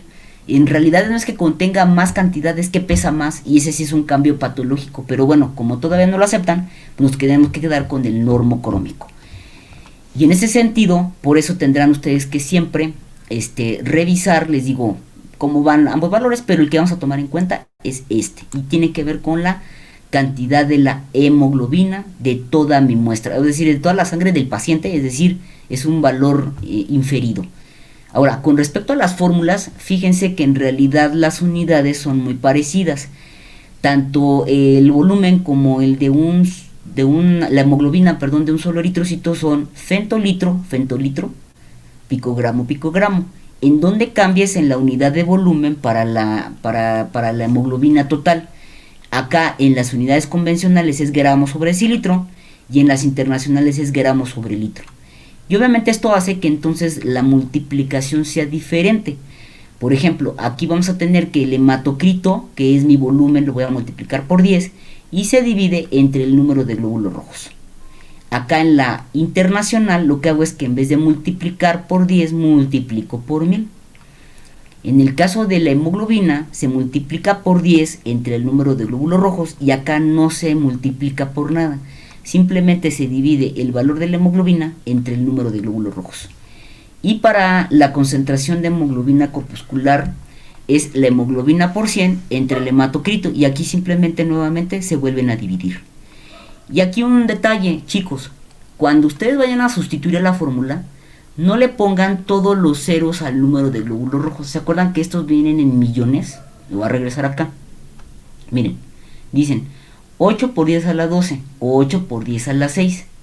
Pero aquí dice 8 millones sobre milímetro cúbico. No le pongo todos los ceros. Simplemente lo que hago es que si me dicen que si la muestra tiene 8, pues lo divido entre 8. O lo divido entre 7 o entre 6, etcétera, etcétera. Porque si no aquí les va a salir un valor muy feo, muy raro. ¿Vale?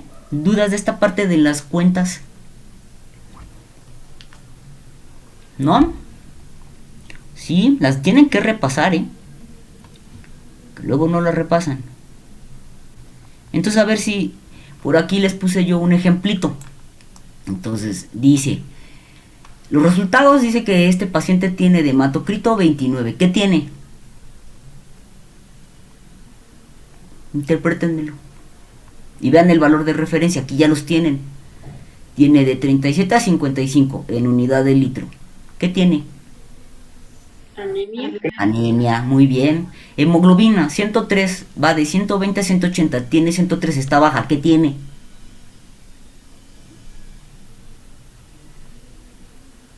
Anemia. Pues anemia, ¿verdad? Pues anemia. Y fíjense, eritrocitos, 5.5. Ya arranca en 5.5 a 5.8. A 5.5, perdón, a 8.5 por 10 a la 12 sobre litro. ¿Tiene aquí baja? No. ¿Pero tiene anemia mi paciente? Sí. Pues sí, porque hace rato les acabo de decir que cualquiera de las tres fracciones que estén por debajo será anemia. Entonces, aunque todavía el valor de los glóbulos rojos no llegue al inferior del valor de referencia, este paciente tiene anemia. Ahora fíjense, ¿qué es lo que hace aquí el laboratorio? Bueno, les da el valor del BGM y les da el valor del CHGM. Y les dice que el valor, aquí yo abajo les puse el cálculo, y si me da 53, si no me creen háganlo. 29 por 1000 entre 5.5 me tiene que dar 53. Y en el caso de la hemoglobina, tiene que ser 103 entre hematocrito, que es 29. Aquí está la sustitución, me debe dar 355. ¿Es correcto o está mal el laboratorio? A ver, ¿quién lo está haciendo? Nadie, que están ahí dormidos seguramente. Ay, bueno. Doctora, sí estamos poniendo atención. Bueno, eso espero, porque luego en el examen están ahí llorando. Bueno, entonces, ¿qué sucede? Que cuando yo voy a interpretar, ahora díganme qué tipo de anemia tiene este paciente con lo que les acabo de dar. Está por abajo el BGM y normal el valor de la hemoglobina. Me voy a regresar al anterior. Ahí está. Díganme, ¿cómo tiene mi anemia este paciente en el ejemplo que les acabo de poner?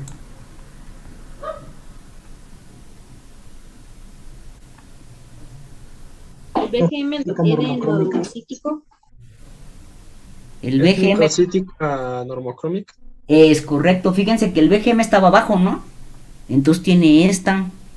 Y el valor que damos, que si estaba arriba o normal, pues es este. Entonces este paciente tiene una anemia microcítica normocrómica. ¿A poco eso está muy difícil eso? Eso es lo que tienen ahorita que empezar a batallar con los casos clínicos para que después, cuando integremos la respuesta y la etiología, no estén batallando con que, ay, ¿por qué me dijo que era así? Ya no me acuerdo, ya no lo entendí. Tienen que empezar a repasar esto, por favor, porque si no, de verdad, los pierdo. Ahora, miren, por ejemplo, yo les puse otro ejemplo con las convencionales. Les puse, hematocrito tiene 29, de hemoglobina tiene 10.3 y el glóbulo rojo 5.5. De hecho, son los mismos valores del otro caso, pero los pasé a convencionales.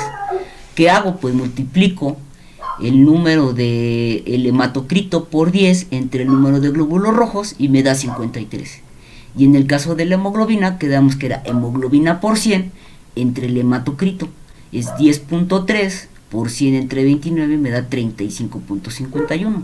Aquí lo que va a variar obviamente para que yo confronte esto es con los valores de referencia en unidades convencionales. Y van a decir, ay doctora, pero de por sí está tan difícil y nos pone ahí con 2 unidades.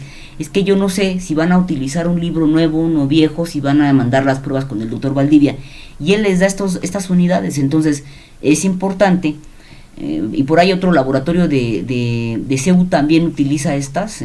Bueno, no es de CEU, corrijo.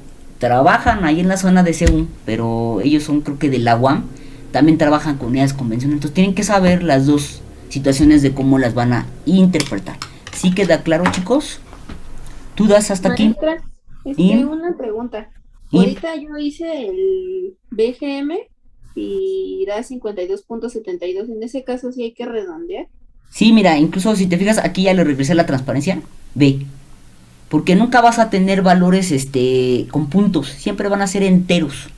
Siempre. Y en el de abajo, que es porcentaje, ahí sí, sí con las décimas, ¿no? No, mira, ve los valores. Siempre les voy a decir, siempre vamos a cerrar los valores. Porque nunca te vas a tener el valor de referencia. A lo mejor por ahí en el hematocrito, te salga ahí con punto 378. Pero lo de ajustar con el numeral, porque son en decimales, te va a ajustar. Nunca te va a dejar el punto decimal. Entonces te digo ahí, solamente con el eritrocito, ahí sí, sí es diferente. Con porque sí te puede dar 5.5, 5.6. Aquí no redondeas, porque este es el valor tal cual. Pero para fines del BGM y del CHGM y del hematocrito, estos 3 valores, repito, y siempre por favor, si hacen ustedes cálculos y les salen con puntos decimales, siempre redondeenlo, por favor. Ahora sí, de nada. Bueno, y voy a explicarles nada más de reticulocitos, y ahí me voy a quedar porque les digo que tengo la junta. Pero sí quiero que se lleven esta parte de lo del conteo de reticulocitos para que vayan repasando. Entonces, miren, otra de las pruebas que se realizan y que tiene que ser parte integral de la biometría hemática, aunque algunos laboratorios luego no la incluyen y les quieren cobrar más, ya pasa menos, pero si llega a suceder, les dicen biometría hemática completa, y entonces cuando uno va, la diferencia es que le ponen o no el reticulocito. Ahora, hay laboratorios que cuando no detectan que hay anemia, no hacen el conteo de reticulocitos, se los dejan en blanco, no lo hacen. Ahora, ¿por qué sí es importante tener este dato? Siempre, porque puede variar, porque puede ser que no tenga anemia porque esté enmascarada, por lo tanto sí tengo que tener este dato. ¿Qué es lo que hago aquí? Pues contar precisamente los reticulocitos. Y ya quedamos que el reticulocito, si se acuerdan, era una etapa previa al eritrocito maduro, ¿sí o no? Lo vimos ahora que vemos eritropoiesis. ¿Sí? Y entonces, ¿para qué me va a servir este conteo? Pues cuando está aumentado el valor con respecto al valor de referencia, me va a decir que la anemia es regenerativa.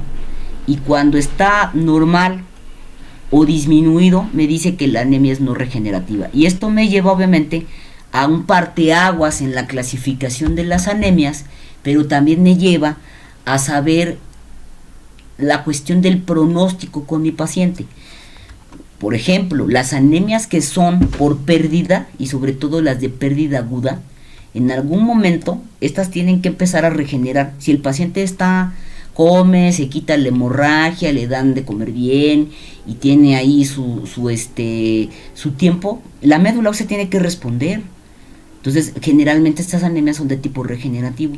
Pero si yo detecto que es una anemia de tipo crónico y no la atiendo o no quito el agente o la etiología, esto me puede llevar que la anemia se convierta en no regenerativa por agotamiento de la médula ósea.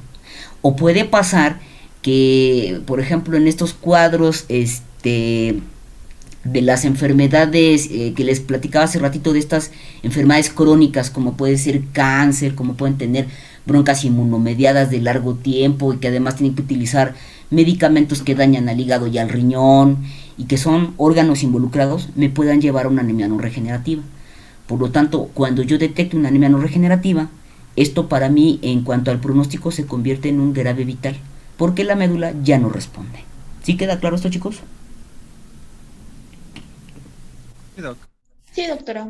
Ahora, ¿qué es lo que se hace a nivel de laboratorio? Bueno, hacen un frotis, pero previo al hacer el frotis, tenemos que ponerle el colorante. Aquí está, que es el nuevo azul de metileno o azul de cresilo.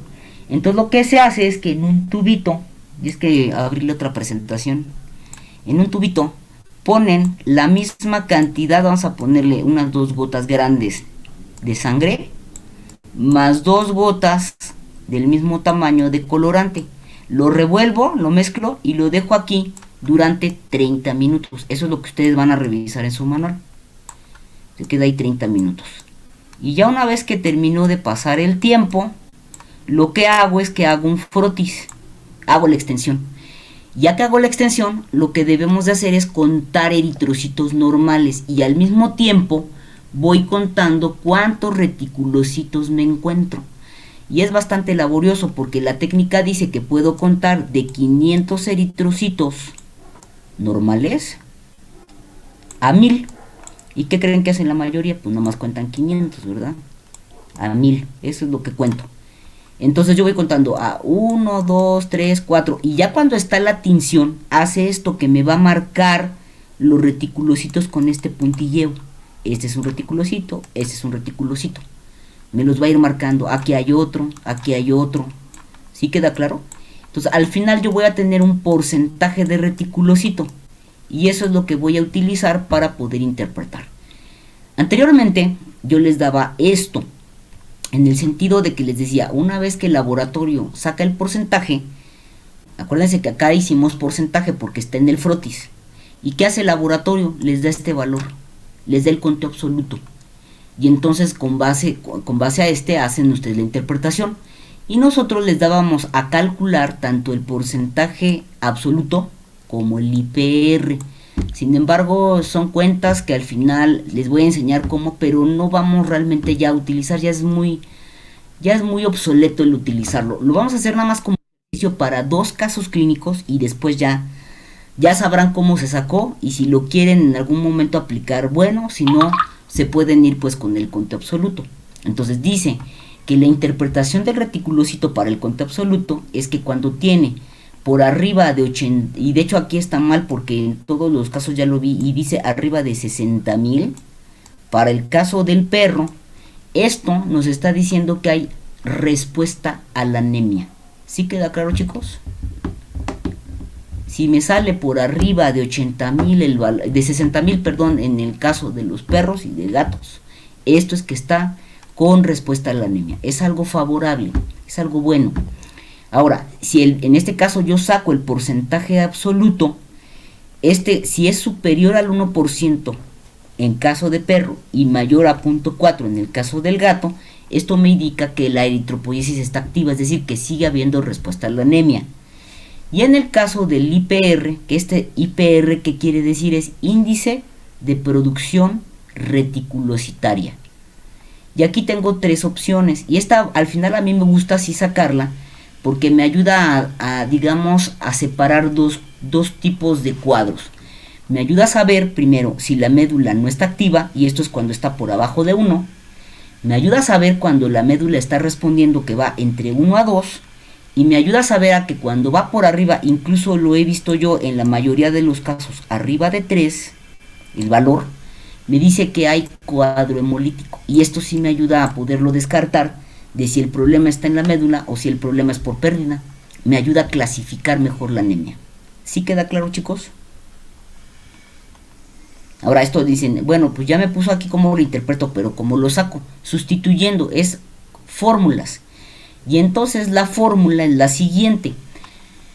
En este caso, para hacer la cuenta absoluta, es que a partir de lo que yo conté en el frotis, este es mi porcentaje que les enseñé hace ratito, lo voy a multiplicar por el conteo total de glóbulos rojos ¿de quién? Del paciente, entre 100. Y así saco mi cuenta absoluta. Y esto es lo que hace el laboratorio. De lo que sacó del porcentaje del frotis, lo multiplica por el número de glóbulos rojos de ese paciente y lo divide entre 100. Ahora bien, si yo saco el porcentaje absoluto de reticulocitos, utilizo el mismo porcentaje, este es el mismo que este, es igualito. Pero lo que voy a hacer es confrontarlo contra el hematocrito. Y entonces lo voy a multiplicar por la división que resulte del hematocrito del paciente entre el promedio normal. Teniendo en cuenta que el promedio normal en gatos puede ser de 37 y en el caso de perros de 45. Entonces ahorita aquí adelante viene un ejemplo. Y ya nada más para poder terminar el asunto, para sacar, este es importante tenerlo porque voy a utilizarlo para el IPR, ¿sí? Y entonces yo lo que hago es que el IPR sustituyo el valor de la fórmula anterior, que es el porcentaje absoluto de reticulocitos, y lo voy a multiplicar por la división de 1 entre el tiempo de maduración en sangre. Y me van a decir, oiga doctora, ¿y esto para qué? Bueno, si yo aquí, ustedes observan este absoluto de reticulocitos, ¿por qué es absoluto? Porque me va a confrontar contra el volumen del paciente. Por lo tanto, ya no es una situación relativa al que estaba sacando yo en el frotis, que es lo que tengo yo en el pedazo de vidrio. Esto ya es con respecto al volumen del paciente. Y en este caso, tiene que ver porque de acuerdo al hematocrito del paciente, va a haber una correlación con la maduración en sangre de estos reticulocitos. Si se fijan en la tablita que dice tiempo de maduración en sangre de los reticulocitos, vamos a ver que a mayor baja del hematocrito, es decir, a severidad en cuanto a la anemia, ¿qué sucede con el tiempo de maduración? ¿Es más bajo o es más rápido o es más lento? Más lento. Más lento, ¿verdad? Entonces esto por eso es que se hace el ajuste para saber que en realidad los reticulocitos que estoy contando, que me está reportando el laboratorio, sean realmente reticulocitos que se están generando en la médula ósea y que no sea el remanente de los que están madurando en sangre. Ese es por eso que se hace este ajuste. Entonces fíjense, si mi paciente tuviera, por ejemplo, el 25 del hematocrito, pues yo tengo que sustituir aquí ¿cuánto? Aquí abajo en la fórmula. 25, ¿cuánto tengo que sustituir? 2.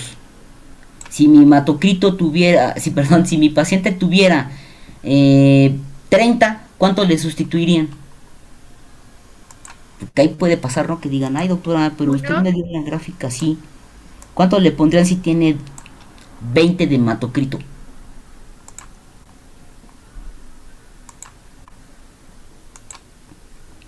Porque estaría en medio de estos, ¿no?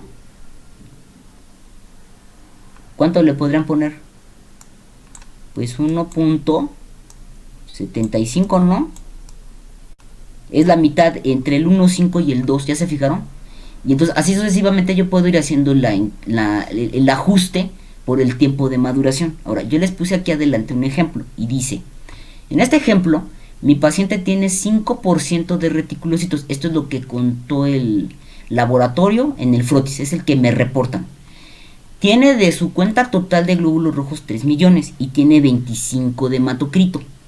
¿Qué hago? Sustituyo, aquí nomás es sustituir 5, que es el porcentaje, por aquí sí le pongo todos los ceros, porque acuérdense que el valor que voy a comparar es contra 60,000, contra 80,000, entonces aquí sí le tengo que poner todos los ceros, entre 100, ¿cuánto me da? 150.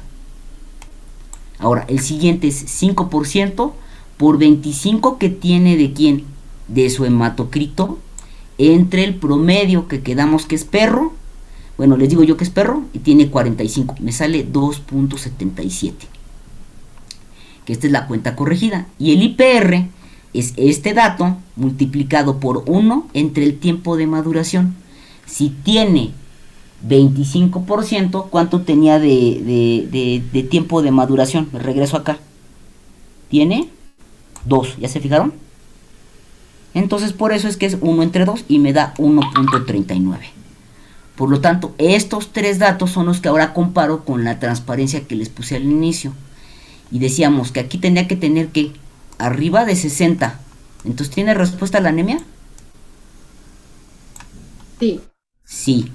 Aquí decíamos que tenía que tener ¿cuánto? ¿Arriba de cuánto? Del 1%.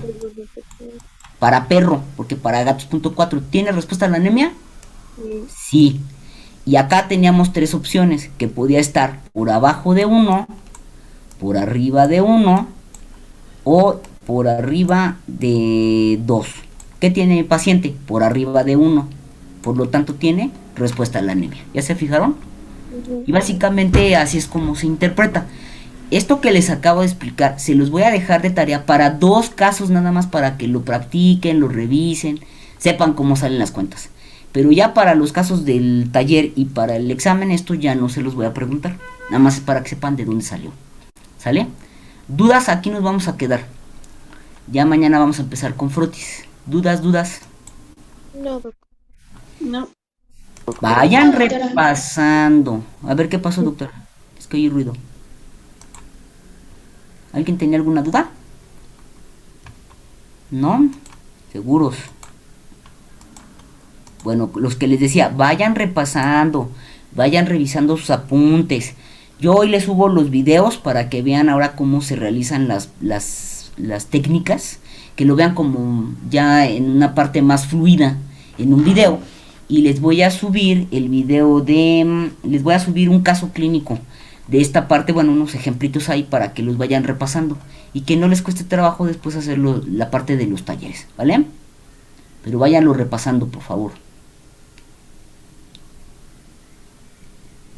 Sí, está bien.